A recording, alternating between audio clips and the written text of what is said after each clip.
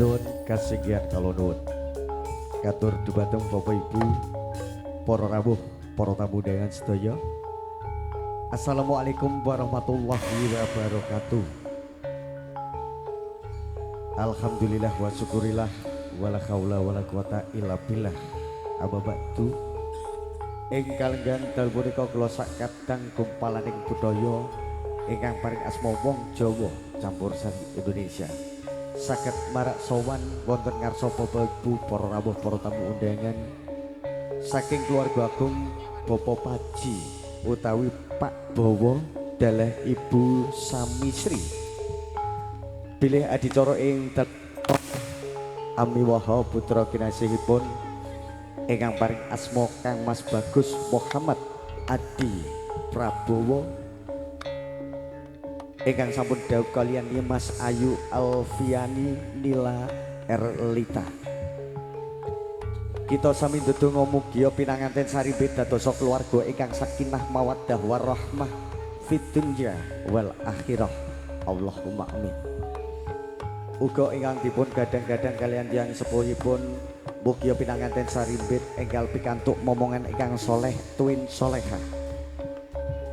Ingkang lenggah punika ugi mboten katalumpan kula ngaturaken sugeng rawuh katur dumateng Bapak Ibu para rawuh para tamu undangan sedaya. Kasumanggaaken hangrahapi dedaharan ingkang sampun cemawis saking keluarga agung Bapak Paji utawi Bapak Bowo. Uga kula ngaturaken sembah nuwun ingkang tanpa pepindhan katur Heri Wijaya Audio, Abel Musik, Soundback, BKG Lighting Sarbut Multimedia ingkang tansah hanyung-guyung adicara ing dalu menika. Mugi mboten manggihi alangan setunggal punapa-punapa ngantos paripurnaning adicara. Pramila katur dhumateng Bapak Ibu para rawuh para tamu undangan sedaya, monggo sesarengan amirsani giaran campur sari kanthi pambukaning atur saking para waranggana Widyawati wong Jawa campur sari Indonesia.